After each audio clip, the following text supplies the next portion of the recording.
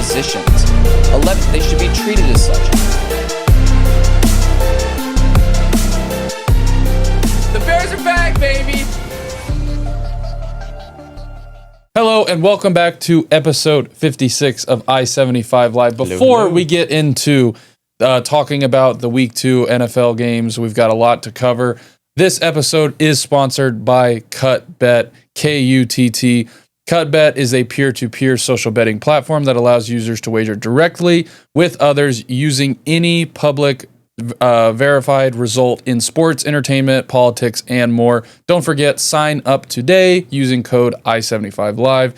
Stay tuned for also our KUTT Bet of the week later in the episode. Yes, sir. It is the last segment we do. I think we have a good one too. We have a good one this week. Good game. But episode 56, like we mentioned, week 2 of NFL football. To kick it off, we're going to talk a little bit about the Commanders-Packers. So my thing with this game is I was kind of weary of the Packers and of, hey, are they as good as they were? It was the Lions regressing with not having their... So we kind of... I think you have your answer. We kind of answered two questions to that. The Lions, what they did to the Bears, it was kind of like, okay, the Lions are still going to be the Lions. Oh, yeah. They're still good. And then you also look at it and go, hey, the Packers were able to completely shut down that offense that just scored 50 points, regardless of what you think about the Bears defense. They're still an NFL defense. Yep. And the Packers look legit. Dare I say, maybe the best team in football right now. I think they're, especially with how the Eagles have performed through 2 weeks and the other best teams. I mean, even the Bills have skipped a little bit. I really do think that, I hate to say it, but at this point in time, Green Bay is probably the best team in the NFL. And, I mean, honestly, like it begs the question, who can beat them when they play like this? Like, genuinely. It's scary as hell seeing them play like this. Micah Parsons clearly completed the defense. I had questions about their secondary, but the good thing about having a great pass rush is that it can hide your bad secondary. Exactly. Or at least your bad corners. Even though Keyshawn Nixon, who's been a pro for like 6 years, played really good on Thursday. I thought so too. Against a Commanders team that has got a good offense. Pretty decent weapons on the Terry outside. McLaurin, you got Debo, Luke McCaffrey's not bad, Noah Brown. Yeah. And they made Jaden Daniels look like he kind of didn't know what he was doing out there for a good portion of the game. So the same way he kind of did with the Lions, to where you were like, what are you doing, Goff? Like, is it really that, losing your coordinators really that? So yeah, the Packers right now, I think, are a lot of people's favorites. Yeah, they know it's early. I know injuries and I know everything. Right now, but they look very, very good. They're firing on all cylinders. And Jaden Daniels got hurt in that game. He did. So I saw with his knee. His Week 3 status is up in the air. And if he's not playing, that's Marcus Mariota in. I don't know. I think the Commanders will still be just fine. Jaden Daniels had a few injuries last year that he ended up playing through. We don't know the severity of this yet, but I would imagine that the Commanders, Mariota had to fill in a little bit last year and looked decent. Well, so, and like I kind of say with all these running quarterbacks, when your X factor kind of gets taken away from you, and it kind of forces you to play different than what you've been used to, that can cause some regression, especially for a second-year quarterback. Next game, though, this one... This one kind of hits not home, but we have a lot of Bengals fans, so we hear a lot about this. Jaguars, Bengals, Joe Burrow just can't seem to figure out how to stay healthy. Or the Bengals O-line can't figure out how to keep Joe Burrow upright. Two things can be true. He's out for 3 months. Everyone saw it with the turf toe. He'll be having Jake surgery. Browning, I know he's kind of been there for a while. He started a couple years ago when Joe was out, so I think they have a decent backup to come in and just facilitate the ball to your really high-paid receivers. He was able to do it. Burrow went down halfway through the second quarter. And they came back and won. And he had, I think, 3 interceptions. Oh, yeah, 3 interceptions and I think 3 touchdowns, too. So I think they'll be fine. To say that they're going to be the same team is kind of stupid when you say that, your Joe Burrow is out for the rest of the year. Yeah. It really do. Maybe not the rest of the year, but oof. You've got... He's be coming back like week 15 if he's healthy. Yeah, so you need to have some really good play from Jake Browning in order to put your team maybe in a position for Joe Burrow to come. But at that point, if he's like playing good and winning games to even have a chance to go to the playoffs, all of a sudden you're going to throw Burrow in there after being out for I think 3 months. You have to, yes. to. But that's going to be kind of the battle that they have at the end of the year, if that's what it comes down to. I think on the other side of the ball, though, did you see what happened with Liam Cohn and Trevor Lawrence? I did, towards the end of the game? I don't read too much into it. I think it was just like we see all the time, heat of the moment. Two guys wanted to win in a moment to where you went for it, on that fourth down to try to end the game. Which I know that's not the same play. Should have been caught. Should have been caught. There were a lot of I also saw a stat saying that Trevor Lawrence has like the most drops out of any receivers, like percentage-wise, over the past couple years. That could be a testament to him, though. It could. He That's throws what people some were hospital balls a bit. And speaking of hospital balls, I think in week 1, Brian Thomas Jr. got nailed. And I think it may have sparked a little bit of, I don't know, something, because there were a few plays this last game on Sunday where he was very clearly bracing for contact and dropped the ball because of it. Like, took his eyes off the ball and like even tried to like duck his head a bit. And like, as an NFL player, I mean, getting hit is part of it. And I mean, you're going to be, I think he had the best grade on slant routes last year. I mean, when you're running a slant, that's like something it doesn't look good. And Travis Hunter hasn't really been, I think he's dead last in yards per catch or something like that. Which is why I think, I mean, even with Travis Hunter, you just throw him on one side of the ball for a whole game. He played the whole game almost. And that's cool. Props to him. That's why you drafted him, and that's kind of what his shtick was. But I seriously just think if you want him to be really good, choose one side of the ball and just let him play. The one one side. Plus to the Jags offense right now is their run offense is great. Yeah, like their run game is one of the best right now. ETN's been, and him and trading the Virginia Tech guy after trading away Tank Bigsby. Yeah, that was kind of a little bit of a shock. But the Jaguars fumbled this game. Yeah, they did. They were up by 10 at one point, and they went for it on that fourth down, didn't get it, and then that ultimately led to the Bengals coming back, scoring a touchdown, and that's how it ended. They only had. But to answer your question though, I don't read too much into the whole coaching thing. I just think it was a heat of the moment. They're both competitive. We see this happen all the time. I think with coaches going at each other on the sidelines. I just think it was another one of those moments. Yeah. Giants Cowboys game of the week. Game of the week. Game of the week. This crazy. This lived one of the top games of the year. Oh yeah, 100%. I think you throw this one up there with the Ravens Bills of week 1. As in the 2 weeks in the NFL season, these were some really good games. What's his name? How many years has that been since week 1 and week 2 gave us two of the best games of the year? Been a while. Well, Russell Wilson had almost 500 passing yards. He does this like once a year. Looks like his 2012 self in Seattle. He had a lot of really good moon balls that he was famous for. Especially the last one. Or not the second to last one. Well, he had the touchdown to Wandell, and then he had the one to on fourth down to Neighbors. Wandell. Yeah. That was a 4th and 4. So I give credit where credit is due. Russell, you didn't win the game, unfortunately. Yeah. But you did have 450 passing yards, and you gave us a glimpse of kind of what made you Russell Wilson. That touchdown to Malik Neighbors, I don't think it's too early to have this conversation because Malik Neighbors is currently leading in NFL history in targets per game, like in front of I think Calvin Johnson and I'm blanking on the second guy. I think it might be Jerry Rice. But is Malik Neighbors a top 5 receiver right now in the league? I think he's 5. I mean, you go down the list of guys who the opportunity that he's getting, I would say one that amplifies it a little bit. He's leading the league in receiving yards right now, I think. Just because, and he almost had 200 last week. Oh, yeah. So it makes sense. Like 170. Yeah, I'd throw him up there. I think, and he's kind of gone a little viral for of him. I just have resting bitch face. Like, that's just what I look like. When he looks mad on the sidelines. I think he's great, and we knew this. This is why he was picked where he was. I think the Cardinals are kind of pissed right now after the performances that Marvin Harrison Jr. has kind of been putting up. I don't blame that on Marvin Harrison, to be quite honest with you. No, with the Cardinals. Though. Yeah, but I think if you would have put Malik Neighbors, say you switched him, I think Marvin Harrison is maybe doing what Malik Neighbors is doing, and Malik Neighbors is kind of doing what Marvin Harrison is doing because I don't trust Kyler Murray. There's something wrong about that relationship from quarterback to receiver, in my opinion, that I just don't think has really worked and clicked.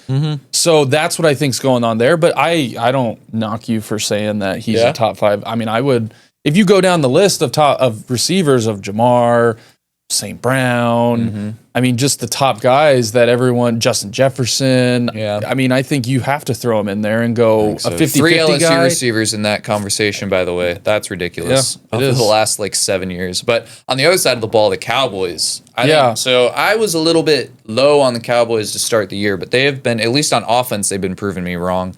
Defense needs some work, and they went and signed Jadeveon Clowney after the game to kind of bolster up the pass rush. I don't know what that is He going had to do. 9 sacks last year, or maybe 2 years ago, but a good rotational piece. The best teams, and we'll talk about it with the Falcons later, have 8 or 9 guys on the defensive line that keep their legs fresh the whole drive. And so I think the Cowboys look pretty good. And with the Commanders kind of, Jaden Daniels is injured, there's a route for the Cowboys to finish second in the division. Or, I mean, the Eagles don't look unbeatable right now. They're just using a completely unfair play to win right now. I mean, it's not the complete reason, but just saying, it's to close out games. It helped them completely 100% close out. Not to say though that we'll get into it, but to say that that's why they won the game. No. But to use that play as okay, there's nothing you can do about it. We're just going to run the last minute and a half off the clock because we got a first down. Yes. No, I think props to Dak. This is very much hats off to Dak for the way he's played these first 2 weeks. I think against the Eagles, he didn't look bad. I mean, we saw it. There were drop passes that they probably win that game if 2 or 3 of them are caught. Yeah. Dak's been playing like a top 5 quarterback to start the year, I think. Yeah. He's been very good. I agree. Very good. And the what was it, a 65-yarder to win it? Oh, Aubrey? Yeah. So that's Jerry Jones. Guess what Jerry Jones came out and said after the game? I don't even want to He's know. due for an extension. Oh. I'm sure he is, Jerry. And he extended another player before the game as well. He's just tossing out money. He's trying to send a message to Micah Parsons. That's what he's doing. And they play the Cowboys in a few weeks. I would say That game's gonna if be the fun. Packers, if the Cowboys defense is going to let the Giants do this to them, imagine the Packers. Next game, though, we'll kind of talk about it a little bit because it was our team. We had the Patriots and the Dolphins play each other. I thought Drake May looked good. He didn't regress from week 1. He had 3 touchdowns in the first 3 half. touchdowns. He had a rushing touchdown that looked really Josh Allen-esque, and I've said that he has the ability to, I think, be that type of player. Yeah, he could. Letting him run the ball has been great. Talked about that too, so that's nice to see. And it was, the first time, and I don't even know how long, that a kick or a punt return happened, back-to-back. and then a kick return happened right after. So that's a whole nother topic that we can talk about as well, is the impact that the kickoff rule has really seen this year when it comes to returning the ball. It seems like every single kick now is being returned, The NFL which is fixed what it. they wanted to do last year, the and NFL it fixed didn't it. really It's work. terrible. You get the ball. You get the ball to start your possession. One long throw, and you're in kicking range. If you miss It's that the simple landing now. zone, you're that's not what they wanted. It's not what they wanted. No. So now you're really there. What's happening this year is what they wanted last year. Yep. So they went back, they tweaked it. So good on you This is for awesome. that. But it literally seems like, I'd love to know the percentage on it. Maybe you can look it up. by the end of the year, it's going to be night and day. It was so low last year to now it really seriously feels. We had a team score a touchdown off of it. The Steelers, they messed it up and got a touchdown because it rolled in. The guy thought it was a dead ball, but it was a live ball, and they got it in the end zone, scored a touchdown. So it's creating plays that the NFL wanted to happen last year, and now we're seeing them happen this year, and it's only been 2 weeks. Yep. For the Dolphins, though, when they go up to the Patriots early in the season, nice weather instead of December. No, this they're was, supposed to was get in Miami. No, it was this in was in Well, Miami, Chris. We're just Patriots screwed won with that home regardless. field Okay? advantage. We suck. We suck. It's bad. We can't. So I got a question for you.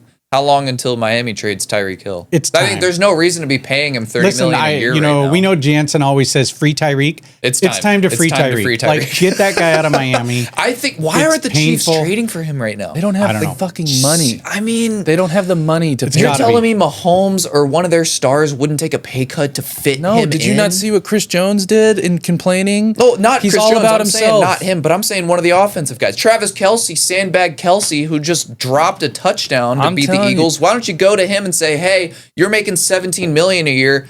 You can probably take $10 million off of that with how you're playing, and let's go and get Tyreek and make the offense whole again until Rasheed comes back. All about themselves. Yeah, probably. All about themselves. And we saw the Chris Jones thing, in my opinion.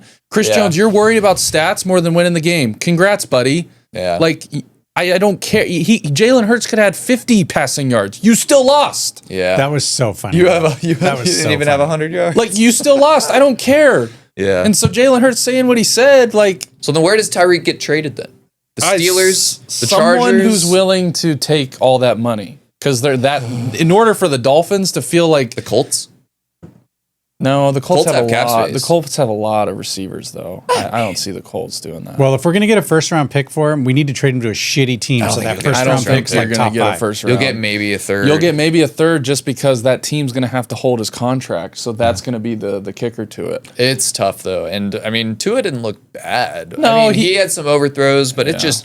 The Miami Dolphins He didn't look as bad. a whole. Oh, come on. No, the fourth quarter was bad. Fourth quarter was okay, bad. yeah, but he airmailed some passes out there he's just clearly struggling. Yeah, it's poor Miami. Poor Miami, Chris. Miami. It's okay. Miami. Next game, this one ended. We put this one on the list because it ended kind of. I don't know on if this technicality. I don't know if this is true or not, but I saw something online after the game that. What game are you talking about? The Colts Broncos. Thank you. Leverage has only been called on game-winning field goals where the team kicking has a chance to cover a money line or win. Did this cover the? Well, obviously money line for the Colts because the Colts won. And but what about the spread? It. The Colts were probably. I think that was to cover. Or yeah, it was not. Or either the Broncos were favored and the Colts, missed the field goal and they threw the flag. It's, it's comical. We're very aware that the NFL is aware of sports gambling. So, well, and that's why I say on technicality, the Broncos should have won. Yes, they lost. And on technicality, you're not allowed to touch the center. And they also showed earlier like, when Will Lutz missed a field goal for the Broncos, they showed a side-by-side of the clips of the Colts field goal and the Broncos field goal. I would argue, I would challenge anybody to find a difference in those two clips. Hey, it's like they can call holding on any play of the game if they want to. It's when the they want NFL, a meme just went out that said they want every game to be 27-24 this year. Oh, yeah. That way nobody ever covers the spread. It keeps all the games tight. And that's exactly what, it's great. I mean, you look at some of these scores, 40-37, 29-28, 2017, 2019. Like, it's well, the NFL, though, is notorical for always being a one-score game, so that isn't competitive. That isn't a but yes, I well, a one-score game unless it's, the Bears. Well, so I think this right here is probably the most interesting question you can ask about the game is, are you more worried about the Broncos through 2 weeks, or are you impressed with the Colts? Because, I mean, Bo Nix has not looked great. Yeah. The Broncos' defense hasn't looked great. The Colts have lit them up. Jonathan Taylor lit them up. Yeah, I would say the Colts have been impressive. I was way wrong about the Colts before the year. Well, we said that they had a very good roster, though. Yeah, but I said they were going to finish third in the division. But because of the quarterback.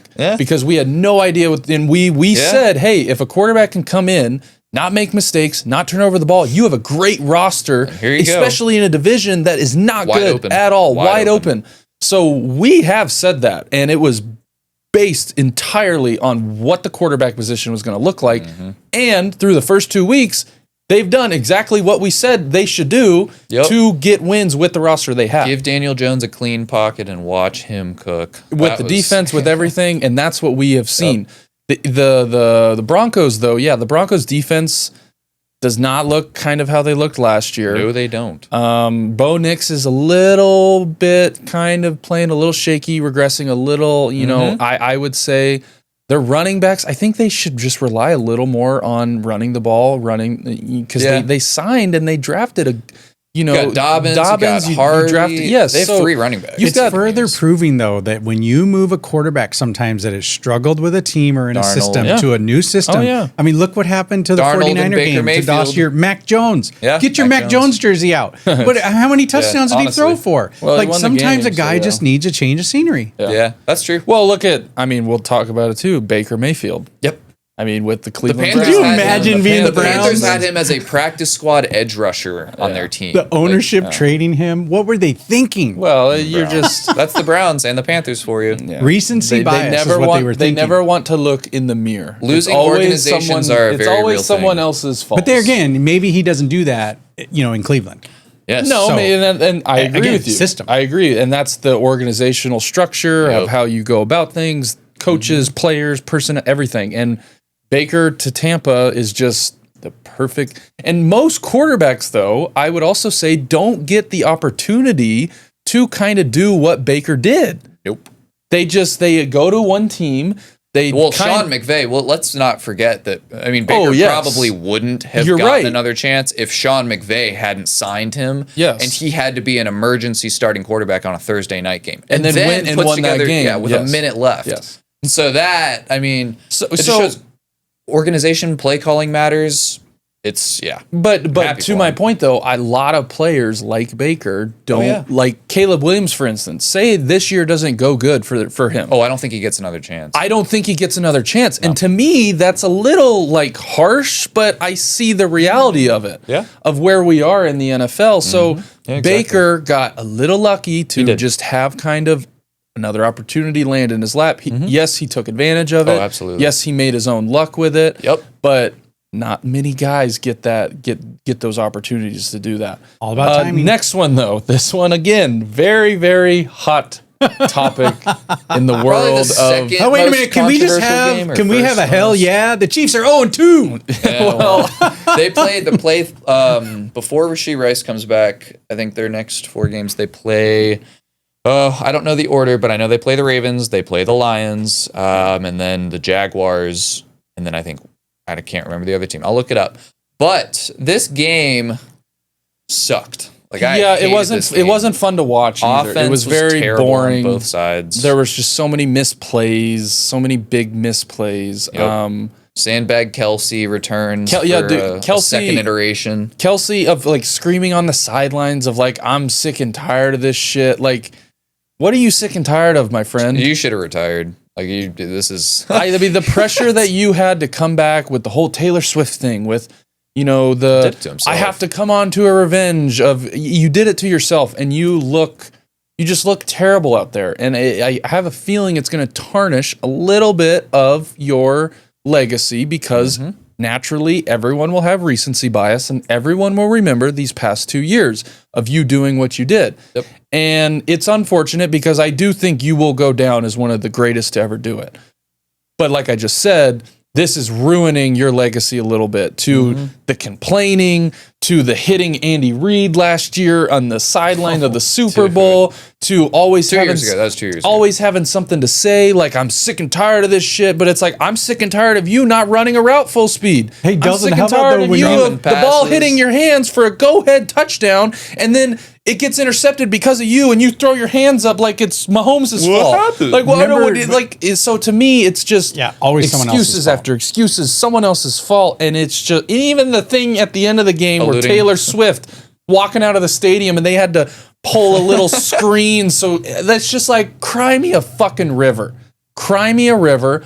If you can't, if you want to be there when everything's going great, and you're throwing all the touchdowns, and you're playing in all these big games, and you want to show yourself off and dress up nice and awesome, great, do that. But if you're going to do it for that, you got to do it for the shitty parts too of when you lose. And that's the disconnect that I have with it, to where that's why I think it pisses people off, because you have no problem showing up and making it all about you, regardless if you're Kelsey, Mahomes' wife, Taylor Swift, all of that, or even the free Rice, like the shirts before the game. So that was stupid. That was so like. Congrats! Hold on, I got to finish my rant here. Congrats that you're celebrating a player who took his 6-game suspension. He could have killed 6 people. You're like defending that? Like, free him from what? He barely showed remorse for the accident. Like, what are you freeing him from? In his hearing, the judge questioned his sincerity and his apology, and it's just like. Yeah, free for he ain't do nothing wrong, man. Like, that's so to me, there's just so much entitlement. There's so much excuse, and then unfortunately, the game ended with the tush push. And yes, I'm on their side for this. 100%, I am. But even that, definitely. Though, I can point at 7 other things why you guys lost that fucking game. But you're going to sit here and pin it on that, or Chris Jones going, you guys didn't even have 100 yards. Like, this is bullshit that you guys won this game. You lost, Chris Jones. You guys should have put up more points. You know what you just told me? You showed me that you give a fuck more about your individual stats and your individual defense than winning games. That's what you just showed me. In your little... Because we did our job. In moments like that, people show what they truly care about, what they truly are, their goal or their work, whatever you want to call it. I love Jalen Hurts' rebuttal. Yeah, like, shut the fuck up. He said, we won the game. Shut your ass up. So to me, that showed me exactly what everyone on that defense is really concerned about, themselves. And Chris Jones has always been about himself.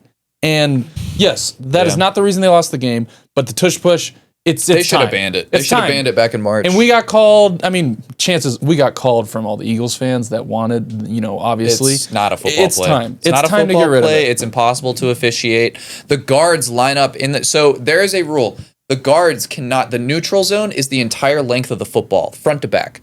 You can see when they showed, the NFL sent a copyright claim out for this video of a bird's eye view, and you can't find the video most places. It's gone screenshots. Now. They got rid of it. But the two guards, not only is the center completely covering the football, that's neutral zone infraction, or whatever you want to call it. I think it's neutral zone infraction. And then the two guards are doing the exact same thing. They're lined up in line with the ball. They're not behind the ball. There were like 5 guys in front of the ball. Listen, it's the same thing with remember how the Chiefs offensive tackle kept, we're all complaining about the false starts and how he lines up too far in the backfield. This is the same thing. It's literally the polar opposite. Same thing. Plus they're offsides. Not only before the ball snapped, the guy is already crossing the line. That part's fine because it's like in real time. You can't really tell who's taking off early. But the lining up part before the ball's even snapped. How do you not correct that? It doesn't, like we've always said, it doesn't look like football. No, it's not. It looks like rugby. It's not. But listen, though, I blame the Chiefs' 0-2 start on Travis Kelce. So here's why. He lost the first game because he took his receiver out and like the third play because he was too busy waving at his girlfriend. Too shallow of a route. Maybe not. Yeah. She wasn't there. But then the second game, now he that interception, that was his fault. It went right through his hands. I think they take the lead. But what was so funny, Dawson, remember that play that Kelce had that big catch, ran down the middle, got all excited and caught the ball, but then he had to go out of, go off the play, and Dawson's like, that's because he smokes. No. I didn't know he smoked cigarettes. No, that's just a joke. I told him when we were watching this game, so he had a big catch on third down. Yeah. It was 3rd and 6. And they were driving. Got up, did this whole thing. Yeah. And then he's gone. Hold on. So he wasn't in. He then went to the sideline. Wasn't in for the first down play. Wasn't in for the second down play. Wasn't in for the third down play, and had to punt the ball away. Yep. Had to catch his breath. Sandbag and Kelce. I just want to be like... Sandbag Kelce. And most people don't notice that and don't see that. Oh, yeah, you have to I looked at Dad, I said, watch. After he did that, he's going to go sit on the sidelines. I guarantee he won't. He's not going to play another down of the next drive. And he didn't. And they punted the ball. So it's like, Kelce, congrats. Sandbag Kelce, dude. Yeah, you got your one stat that, you got the first down, you fired everyone up, and then you didn't, where were you on the next third down? Your team needed you, dude. Sandbag Kelce. And then your team needed you when you said it, to catch that touchdown that he dropped. That's a go-ahead touchdown. Yep. At home. Yep.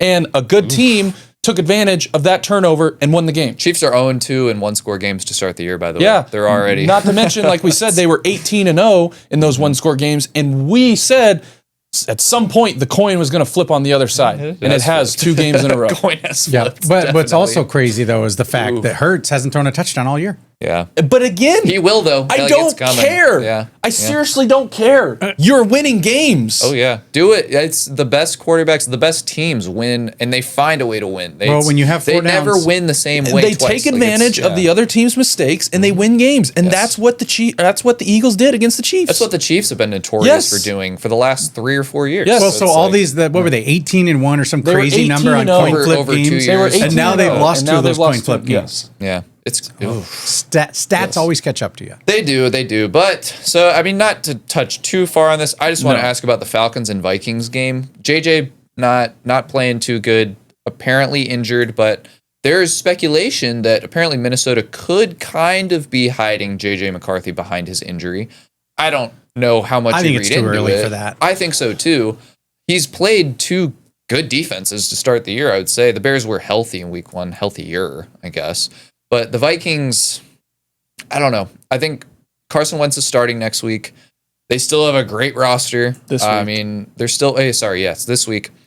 But yeah, I mean, they're 1-1. I think I still have faith in JJ. He did not look good, but I think the bigger story is the Falcons finally fixing their pass rush. Oh, yeah. They had 5 sacks in the first half. Yeah, and, for years, that is all we have heard from Falcons fans, from Falcons media, from Falcons radio is pass rush, pass rush, pass rush. Not only that, but the draft class. Yes. Their draft class. Yeah, Xavier Watts had an interception. Yes. Jalen Walker had a sack. James Pierce Jr. had a sack. That's crazy. And to have the impact from, like you just said, rookies, second week, it only is up from here. Mm-hmm. So to have that type of impact on 4 rookies that you've drafted on a defense that God only knows they needed it. Oh, yes. And they needed that help. 100%. So Penix looks good. Kyle Pitts is involved. So the other thing I want to talk about the Falcons is we brought it up and we said, hey, if they go into this game with Younghoe Koo, their kicker, would it not be hilarious if all of a sudden it comes down to him either going for the game-winning kick? They had to kick 5 field goals. With a new kicker? With a new kicker. He went 5 for 5. He went 5 for 5. What if Koo was the kicker? It would have been exactly what we said was going to happen, where they would have looked at it and go, oh my God, we could have avoided this. Yep. But if Koo was the kicker, I don't know if they win the game. They might not. Well, the Falcons need to fix one thing right now. Well, so they need to fix their red zone offense. You give Minnesota field shorter position, fields. yes. But yeah, fixing their red zone offense, I just think they're using Bijan a lot, but I think you could use him even more, especially in the red zone. And not just running the ball, first 2 downs in the red zone, but like getting creative with him. Well, what I liked about what the Falcons did is I thought it was great coaching to week 1, they did terrible running the ball. They did terrible doing certain things. Oh, they started off with 8 straight touches. They came into this game and said, no, we've worked on this. We fixed it. We're going to show everyone national television that this is what we are. And they did it. So to me, that shows from week 1 to week 2, the amount of growth that you had on both sides of the ball and, special teams kicking the ball 5 for 5 with Koo and all the crap. Great on you from week 1 to week 2. I think it shows the Falcons coaching. And, I know they've kind of been like, if this year doesn't go good, they're going to fire their coach and all this stuff. I think, like I said, that this 2-week span really shows that they're showing that, hey, we can look at this of what we did bad, what we want to do, and do it. And like you said, the first 8 plays were nothing but just Bijan runs. And they were, it was 10 yards, 15 yards, 12 yards, 6 yards. So, but yes, that's what we'll touch on the Falcons because it was just kind of fun. I really think that we hit the nail right on the head with the NFC South being a two-team race the whole way through. Yeah. There is no chance in hell that the Carolina Panthers and the New Orleans Saints are going to be picking anywhere but in the top 10 of next year's draft. If not 1 and 2. If not 1 and 2, yeah. But I do think Bucs and the Falcons, I think both make the playoffs the way they're playing right now. Obviously, it's only week 2. I can't remember. Did I have them both making the playoffs? I don't remember. We'd have to check. I'd have to check because we have all that saved. But speaking on the other NFC South team that's going to be making the playoffs, Buccaneers at Texans. Baker Mayfield does it again. I don't remember the exact stat for how many game-winning drives he's had over the past few years, but I think he's definitely top 5. I also think I saw a stat that he has the second most passing touchdowns in the past couple years. Yep. Oh, yeah. Emeka Ibuka is going to be probably the offensive rookie of the year. He had another touchdown. He's leading the league in touchdowns. Not too many yards, but he's scoring touchdowns in big moments. Yeah. I think everyone... some people were saying I'd rather take Baker over Jalen Hurts and all this. I hear you. But I do hear you. I hear you. But at the same time, though, I think you would rather have Baker over a guy like Jalen Hurts because Baker is fun. Baker is the, rubbing your nuts on the sidelines against other teams and, getting in fights with planting flags at midfield. So that's, talking shit to Chauncey Gardner-Johnson. Yeah, it helps when you win because you're like, man, I want that as my quarterback. Oh, dude, remember the scramble he had? Yes, he gets hurt, he rolls his ankle, and he's sitting there like, and then Chauncey Gardner-Johnson walks up, probably calls him a bitch. He gets right up and he's like, who's a bitch? Yeah. And then goes down and wins the game. And that's awesome. And I can understand watching that if you're not a fan of Tampa to be like, wow, I want that to be my quarterback. Yeah. But I think to say that you would rather have Baker over, Let's I'm going to use the example. The performances that Hurts had in the playoffs. I'm going to use the example of Hurts because that's what some people that we talked to have brought up.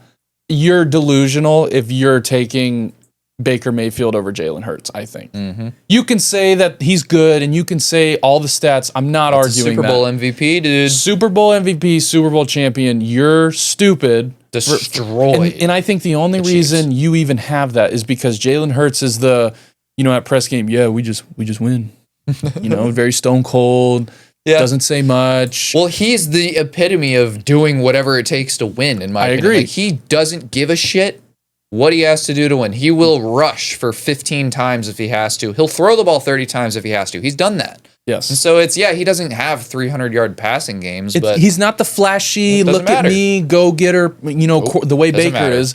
And it doesn't matter, but that's, I think, why people gravitate towards Baker, because he's fun. He's fun to watch. Mm-hmm. He's got a nice, spunky attitude, especially when you win games. That looks great. Uh-huh. But imagine if he was losing games, having this. He did when he was in Cleveland and, in Carolina, to where he tried to do that, wasn't winning games, and then was called, he's not a real quarterback, and he doesn't know what he's doing. And so just... I don't want to say pump the brakes, because I think he's a great quarterback, but to say that you would rather have him over a Super Bowl MVP winning quarterback. Someone who's been to the Super Bowl twice already. He's only 7 years into his career. Let's stop. But I do think on the other side of the ball, the Texans had plenty of 100%. Opportunities to win this game on offense. And CJ Stroud has really since his rookie year, the offensive line is not great. And the Bucs defensive line is very good. But there were plenty of opportunities. They got booed off their field a couple times in the fourth quarter. Yeah. And trust me, I know all about that. Well, and you had a blocked punt that set you up for I forgot about that. A go-ahead touchdown, and you literally gained 0 yards on that drive, and you punt the ball. Yes. So there were a lot of missed opportunities, but again, good teams, good players like Baker and that Tampa Bay offense took advantage of that, and they won the game because of it. They kicked a field goal. They, like you said, didn't get a single yard, and they kicked the field goal, wasted maybe 30 seconds, and gave it right back to Tampa. Yeah. And then that was your game-winning drive, I think. Either that or it was a few drives later. Good teams take advantage of it, and Tampa is a very good team with very good defense. Absolutely. D-line, secondary, everything. Yep. So, yes. 4th and long, though. We will get into it this week. 4th and goal! I have a feeling, because I know we've kept some stuff off, hopefully wanting Chris to ask about it, because it creates some good conversation. But what do you have for us this week?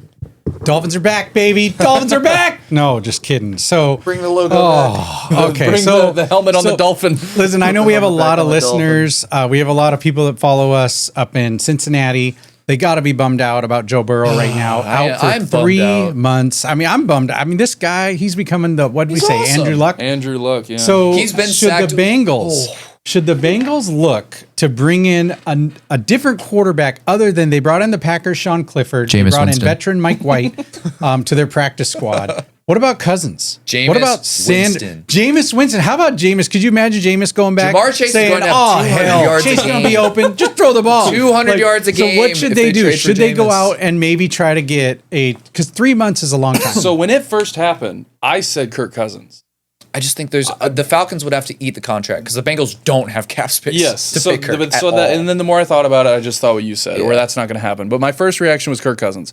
My second reaction was you when you said Jameis, and I was like, holy shit, that'd be hilarious. I would love that. Like, you got T. Higgins and Jamar Chase just for him to just screw it, like you just said. Someone threw out a Sanders. I don't think that's going to happen.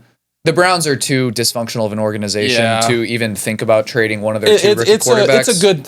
He wouldn't have to move out of the state. Yeah, he wouldn't. It's a good thing to think about. I don't think it happens though. I don't think it does either. Jameis Winston would be the funniest one out of all of them. I do think Jake Browning, he had to fill in for Burrow 2 years ago when Burrow went down with his wrist injury, and he played really good. Yeah, really good. And there's familiarity with the offense. He's been there 3 years. Yeah. So realistically, I don't think they trade unless he just shits the bed and he's really bad. They'll go and get Jameis because Jameis is not going to be, unless Dart gets hurt, he's in line before Jameis is. But oh man, it sucks that Burrow got hurt again. And I want to bring this stat up. So thank God we didn't have him for a season. Andrew Luck have played. Oh my God, yeah. But him and Andrew Luck have played, I think, the same amount of snaps. And Burrow's been sacked more than Luck. I don't think he's missed more games, but it's close. It's really close. And it's not, that's not good. That's what people are. Luck was a lot bigger guy, too. Oh, yes, he was. Luck was 6'5". He's big. Big guy. He was like a Josh Allen. He's big. Yes. And so it's the Bengals. This is now the 4th year in a row, really, honestly, since his rookie year. I can't even say that you've had a good O-line the year you guys went to the Super Bowl, it was serviceable, Decent. but you ended up losing the game because you couldn't block Aaron Donald for one more play. Yeah. Which, granted, it's Aaron Donald, but yeah, you're going on like Joe Burrow's entire career of not being able to protect him. Mm-hmm. It's going to end badly. It's like you can see it. The writing's on the wall. Well, we said this all off season with who they should sign and who they shouldn't, and who they should trade to get picks to then have a good O-line or use those picks to hopefully get a good O-line. So there's just a lot. We talk about dysfunctional organizations. Mm-hmm. The Bengals are at the top of that list. Maybe. And I do feel bad for Joe. For me personally, I love watching Joe play. I think he is a top 5 quarterback in this league when he is healthy, throwing to who he's throwing the ball to. So that sucks that we that's taken away from all the NFL fans, fantasy fans, whatever you want to call it, of watching Joe for this season. Because like you mentioned, if he comes back, it's going to be week 15, 16. And hopefully, if Jake Browning can lead them to a position to be fighting for a playoff spot like they did last year. Yep. It's unfortunate. I don't think they're going to trade for anyone right away because of him being in the system for as long as he has. And they won the game on Sunday. They did. Like, he came back and won the game for them. He threw 3 interceptions, but he also threw 3 touchdowns. Yeah. So it would be, if all goes to shit though, Jameis Winston would be the funniest one to come in. That'd be great. I would love it. I'd love to see him there. Yeah, that's my number one pick. He'd look great in that uniform. Tom Brady coming out of retirement again. There you go. Okay, so I wanted to bring this up, and I really struggled whether I wanted to talk about it, because there is a conspiracy theory going on right now with GM for the Dolphins, Chris Greer. Right? Like, why have they not gotten rid of him? I mean, I don't understand how a GM can go 9+ years without a playoff win. And literally, like, do you realize the last time the Dolphins won a playoff game? Do you know when it was? Dawson, 2001. You were 2 years old. 2003. December 30th, 2000. They also won a playoff game in January of 2000. I was at that game in Seattle. So it's been that long. But I don't want to talk about that. You know what I want to talk about? Because yes, we are a dysfunctional team. What I want to talk about is, did you see the post game with Mike McDaniel? Did you guys see the post game with Mike McDaniel? Yeah, where he literally said, "Well, to win a game, you got to win a game. To lose, like, what the hell is going on in Miami?" He's defeated. I think that is the face of a defeated man, and I think he just wants to go back to being an offensive coordinator. I think he really does. Like, if there was a way for him to like effectively step down right now and just kind of move himself to only calling offensive plays, he would do it. Like. It's just the culture's fucked in Miami. It's bad. It's bad all across the board. You've got Tyreek like this over and over again when Tua overthrows him. It's just you're having player only meetings after 1 week. I think so. McDaniel and the GM are probably both gone this year. I called that before the year. But I said the Dolphins were probably this year's Cowboys. There's a theory. It has to do with the whole tank for Tua. That tank for Tua thing caused issues. And if you remember, if you go all the way back to Flores, that case is still open. Oh, so you think the GM's kind of like holding that over? I think the GM, if they let him go, he could talk and he could say that Stephen Ross did pay the coach $100,000 for every lot. Well, so Brian Flores already told us that. Like he pretty much it could be ugly. So anyway, let's talk about the Bears. So okay. I want to go back to a tweet. I tried to avoid them. I want to go back to a tweet and a quote that Caleb Williams put out in 24. You're not going to punt too much. April. He's got the most punts in the league since then. I get it. I get it. Okay, I know. And you want to know the best part about that is that punter got taken right before Bucky Irving. That's not, and so we have. There's a stat coming out about the Bears that we are first in the league in yards before contact on a rush, and we're dead last still in rush yards and yards per rush attempt. How does that happen when you had? Where's that one running back that you guys drafted? Rashawn? He was healthy and we didn't use him. So I don't get it. I don't get it. You had plenty of opportunities to not only take a running back in this year's class. Sorry you got sniped from Travion Henderson. I'm sure that hurt. I'm sure that sucked. You had a second-round pick to not only... They traded back out of it. And 2 of their second-round picks, Luther Burden, 1, is not being used at all, but the other 2 were healthy scratches on Sunday. There's a lot of teams. Those are second-round picks. There's a lot of teams not playing running backs they should. I mean, why isn't Genty running the ball more for the Raiders? I don't get it. They're playing that other... I don't know. Anyway, the Bears are... I don't know. It's the punting. Yeah, I get it. It's funny, but the GM for us has just... it's really bad. And he just got extended before the season. God knows why.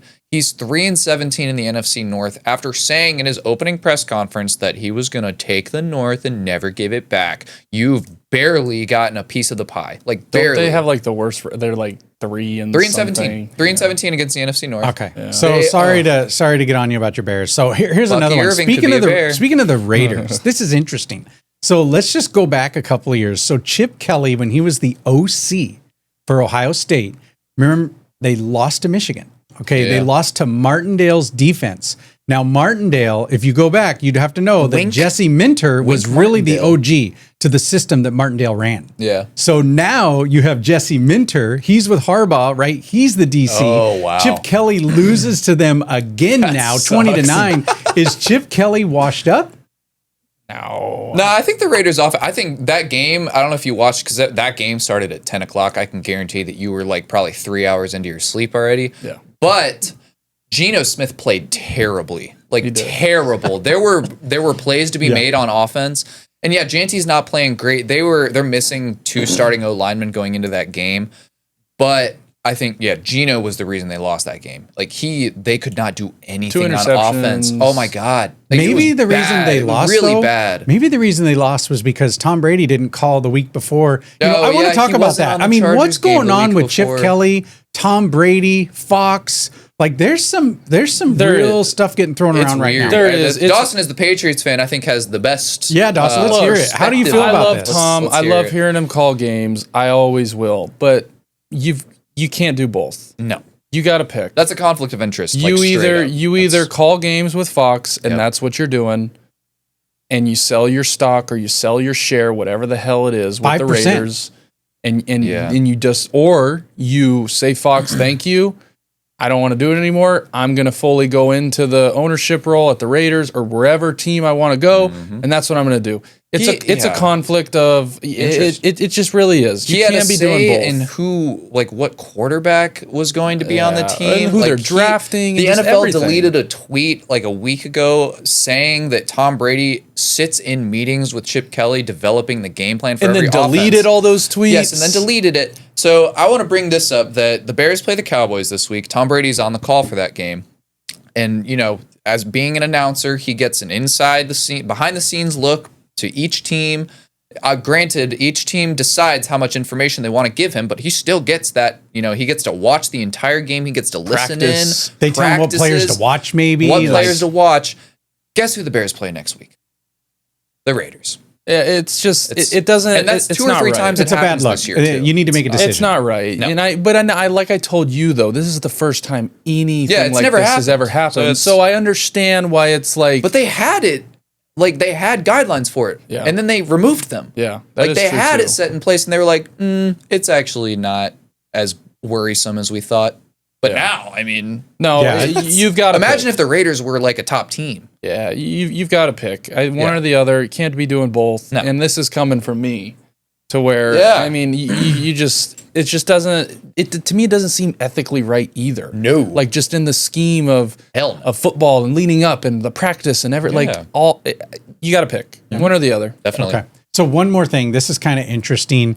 I saw this. So if you go back and look at Ohio State's wide receiver core from the 21 roster. Oh, they've got 5 wide receiver ones. This is what they did in week 1. Yeah. So these receivers from that roster in 21, imagine what Ohio State had. I don't know how they didn't win a national championship that year. So you literally had Njigba, he had 9 receptions, 124 yards. You had Garrett Wilson, 7 receptions, 95 yards plus a touchdown. Olave. Harrison Jr. had 5 receptions, right? 71 yards, a touchdown. Ibuka, or I can't ever say his name. Ibuka, right? He had 4 catches, 67 yards, 2 touchdowns. Olave, 7 receptions, 54 yards. Is that quite possibly the best college receiver core I think so. On any given season that maybe we've ever seen as they transition to the NFL? Absolutely. 100%. Yeah, I'd put LSU, Ohio State, 100,000,000%, no questions asked, are wide receivers.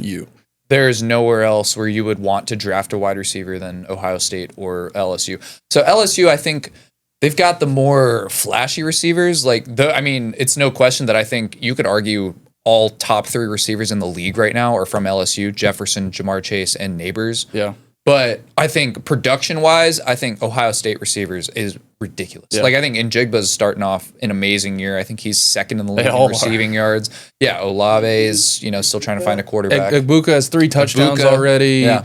One of the best receivers. It's crazy. Yeah, no, it's pretty wild roster. Those 2 schools, but that roster specifically that you're talking about, it's crazy. Yeah. Well, what's really crazy is the picture of all of them on the bench. Yeah, and then they have showing them in their jerseys. That was crazy. Mm-hmm. So, hey guys, that's all I got this week for 4th and Long. I like it. Nice job. Nicely done. To get straight into week 3, though. Week 3 preview. Here we go. Well, this one, just because it's kind of funny. It is funny. It is very. Both teams are without their quarterback. It is funny. Bengals, Vikings. We got Jake Browning versus Carson Wentz. In other words, the Jake Browning versus Carson Wentz saga. Yeah, this one will be episode 1. This will be funny. I have no clue what to expect. Aaron Jones is on IR. Probably going to be a lot of turnovers, and it's going to come down to. This is too good. Did they flex this game out of primetime by chance? No, they didn't. No, it wasn't primetime. I think they knew better. Yeah, this one will be funny. Cowboys Bears. Matt Eberflus returns to Chicago. We know Dylan loves Matt Eberflus. I heard they're going to court. They want Eberflus back, Dylan. I heard they want him back. Yeah, because he's Coach of the Year candidate, right? Coach of the Year candidate. No, I'm just Can't kidding. wait to see you, Matt. I genuinely think he's probably going to get booed when he walks out. Oh, they're going to boo him. They show him on the monitor. But this game, this is the highest scoring game of the week. It's going to be a shootout. I think it's somewhere in the 50s. It's going to be a shootout. So it could be very similar to what we saw with, I have a prediction that this will probably be Caleb Williams' breakout because you've seen flashes and the offense looked good in the first half against Detroit. It's just, for no fault of our own, we went, kind of. We could have still stopped them, going into halftime, but they got a free play. And we were down 14 going into half. I think Detroit got the ball back, too, instead of being down 7. And like I said, Caleb was making good passes. I think the scheme still needs to be refined a little bit. It's great that we have the early bye week to kind of solidify that, but the Cowboys are playing good. And the Cowboys' defense, the Giants have players on offense, but I think the Bears have more players on offense with a better play caller. So it's not to say that we're going to do the exact same thing, but it's going to be a shootout. I think it's not going to be a defense fest. There's a reason why it's the highest scoring game of the week. Yes. I'm excited. I'll be watching. Rams, Eagles. Playoff rematch of the NFC Championship game No snow this time. No snow to where I think if it doesn't snow, the Rams might win that game. Yeah. I was very high on the Rams last year. Got a lot of shit for it. I still am high on the Rams this year because I think their defense is great. But I will say I like the Rams in this. We're not picking this because it's not a prime time, unfortunately. As long as the Rams don't let them have any 3rd and 2s, I think they could win. The Rams have a really good defensive line. I think, as bad as I think the Chiefs are playing, the fact that the Chiefs were Travis Kelce dropped away right on the goal line from going up in that game in the fourth Eagles quarter. Are not untouchable. No, they aren't. And I think the Rams are playing really good. Puka, their running backs, Devontae Adams. He has. Puka's ridiculous. And I think Matthew Stafford is good enough to not make mistakes and know that, hey, this is a type of game. Yeah. I need to really, really, stay locked in, stay focused. I can't let them get any of these stupid little turnovers because they're going to take advantage of it the same way they have. Saquon Barkley It'd be had about 70 degrees hotter than it was the last time they played. Yeah, so I like the Rams in this one. I think it's going to be a great game. Super Bowl or NFC rematch. Well, the Rams really need this because, you don't remember last year. They got not embarrassed, but Saquon Barkley bent the Rams over 2 weeks last year. Yeah. He had 3 touchdowns that one with 200 rushing yards, and then the playoff game, obviously, he iced it with a 60-yard touchdown. Yeah. So the Rams are coming in very much wanting to win this game. I'm sure both teams do, but the Rams are making a statement this week. They're trying to. Do you remember that game, Dawson, when the Patriots years ago when Belichick ran the ball the entire quarter? Remember that where he never threw a pass? Sounds like Belichick. You remember a game? I remember we were watching it. Could you imagine if the Eagles did that and just gave the ball to Saquon for an entire half? They'd probably be up 28-0. Wouldn't put it past them. They could. They've got the best O-line in football. That guy seems like he never gets tired.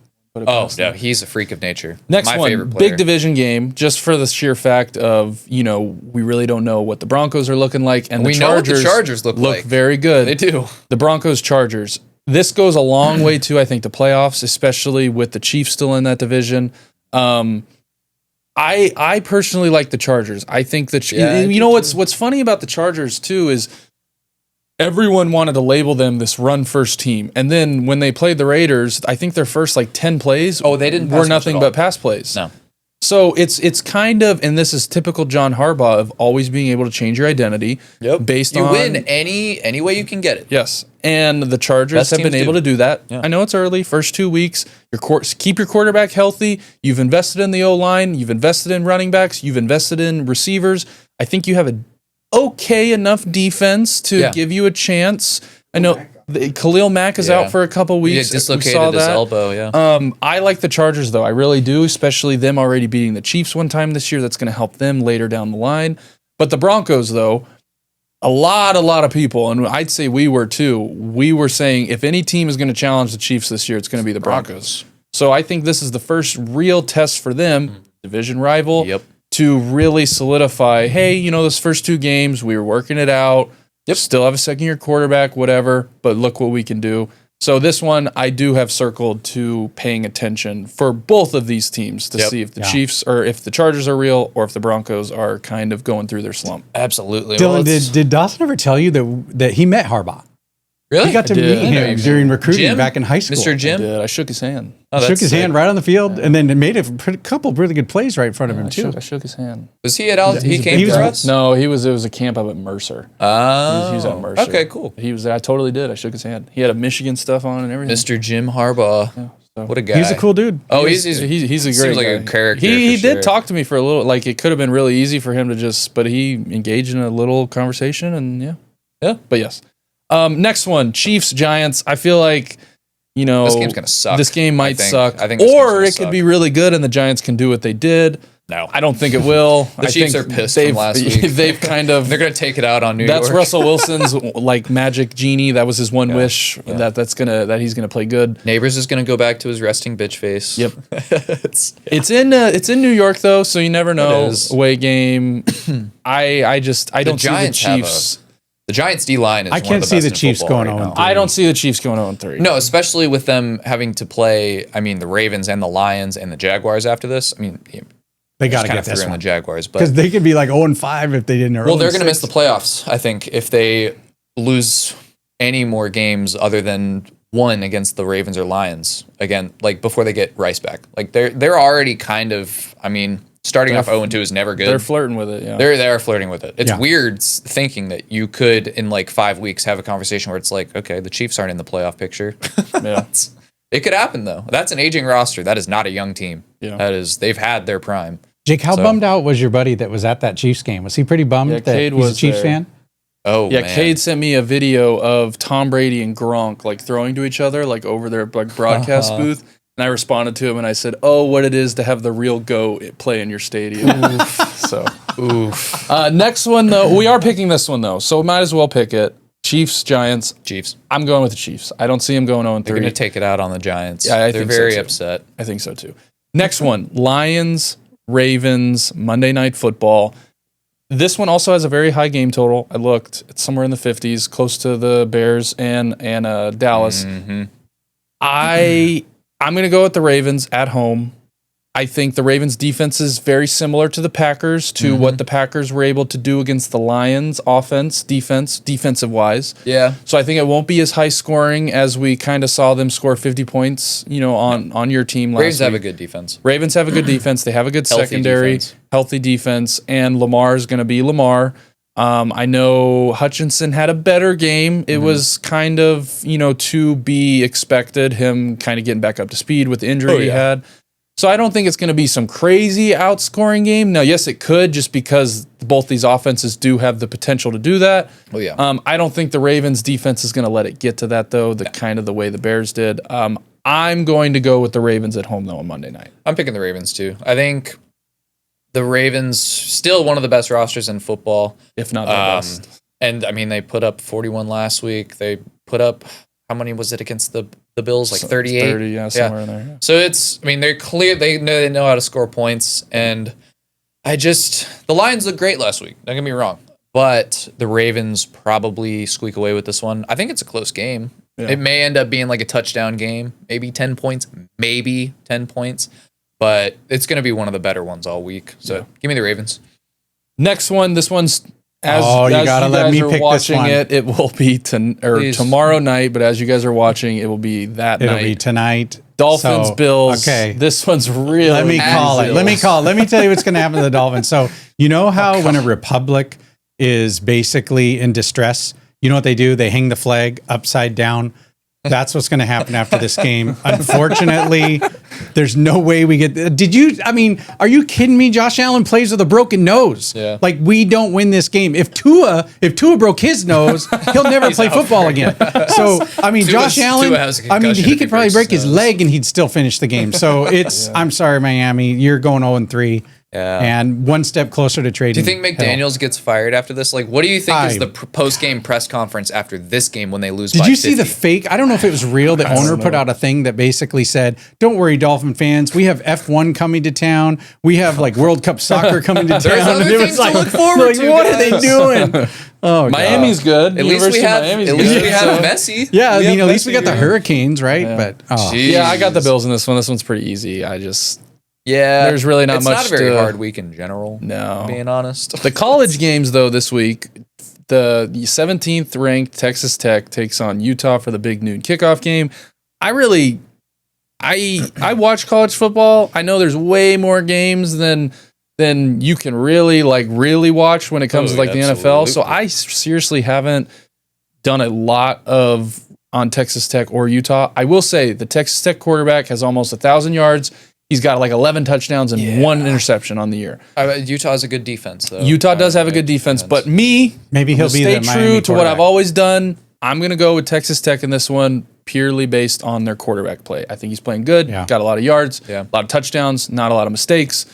So I will be taking Texas Tech for the big noon kickoff game this week. Yeah, I think I'm going to go Utah. Just because they're playing at home, they have a good defense. I'm assuming Texas Tech. Let's look at Texas Tech's schedule real quick. Let's see who they haven't played anyone. They haven't played anyone? No, they haven't. I looked. So 1,000 yards, the stats are a little inflated because of the Oregon teams they've State played. And Kent State and AR Pine Bluff. Yeah. So give me Utah. I hear you. I think the offensive score fest probably ends there.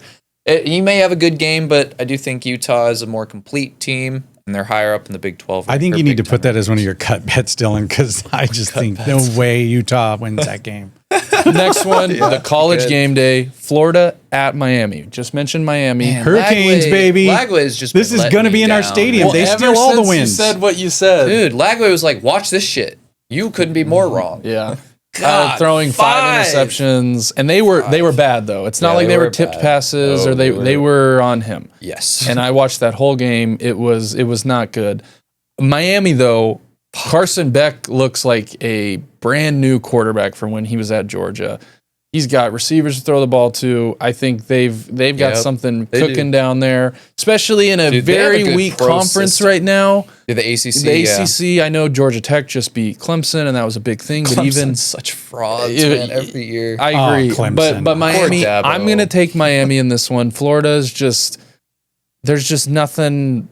There's nothing to go off of for me for Florida. No. And the schedule they've had. If they can't win this game, and they haven't even started SEC play. Yeah, I have a feeling Lagway's out of there, and they're firing their coach probably before the season ends. I mean, they played Florida, and they still have. I'm pretty sure they play Alabama. They have to play Georgia. They have one of the hardest schedules in the SEC. They got to play Tennessee. I think they play Texas too. It's really give me Miami as well. Miami has a really good pro system, like offense, passing offense, and it pains me to say Carson Beck does look good. So give me Miami. It's a pretty easy one, but. I think that is it. We already picked, Chiefs and Ravens. Yes, those are the last two. I think we already picked those up top. Yeah, that's it. To this week, player props, and then our cut bet of the week. Player props, I'm going to go George Pickens over 56.5 receiving yards. Yep. He plays the Bears. We saw kind of what the Lions offense did against the Bears. Bears secondary is so injured. Highest scoring total of the week. Up there, I think the Lions, Ravens, and the Dallas Bears game are really close, but they're the two highest. What you forgot about this prop is that he will probably be guarded some plays by Tyreek Stevenson, and both players like to fight. If I lose this because he gets kicked in the first out, quarter, brother. then sorry. So what? Sorry, not sorry. But he's going to catch a 50-yard bomb, and then he's going to get in a fight. I wouldn't shock me. But I do like George Pickens this week. I think, an offense, they're going to have to score points. Could be a shootout, very similar to, the game last week. I like George Pickens over 50, maybe getting 100 yards and a touchdown. I have in fantasy too, so that'd be kind of nice. Yep.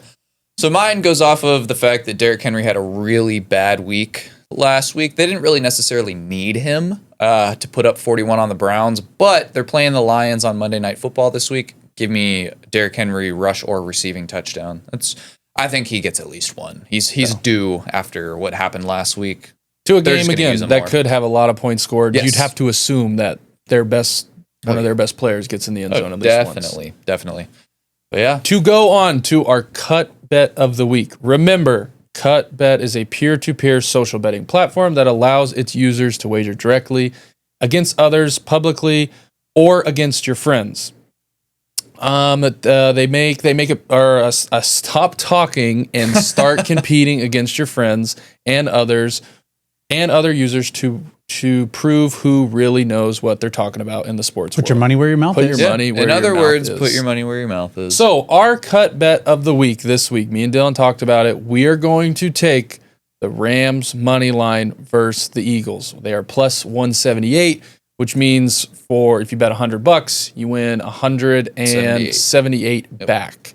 So that is going to be our KUTT Bet of the week. We will have it posted. If you think we're crazy and you think the Eagles are going to win, again, put your money where your mouth is. Yes, sir. That is Bet our the Eagles. KUTT Use Bet code I75Live when you sign up. Code I75Live. Yes. Well, that will wrap it up. If there anything that we didn't mention, good games this week. We try to pick the games that we think will be entertaining for not us personally, but just across the league of matchups or funny stories. Like we threw in the Bengals with Carson Wentz. That's kind of funny. Wentz. It always happens every year to where stuff like this happens, especially we love with a backup QB competition. We do. Jameis Winston, let us know if you think that'd be hilarious if he was just chucking balls up to T. Higgins and Jamar Chase. He might have fun in Miami too. He could have fun in Miami too. That's not a terrible. But even that, Miami's kind of. He'd do the same thing to Hill. He'd be like, "Oh, he'll be." I think Miami's in the mood to be offloading, not necessarily or just cancel adding. the season. Right now. Well, you could cancel the season. I don't think anyone can complain. But no, about yes, that. episode 56. Thank you, and we will see you guys next week. Sure, it's been real, guys.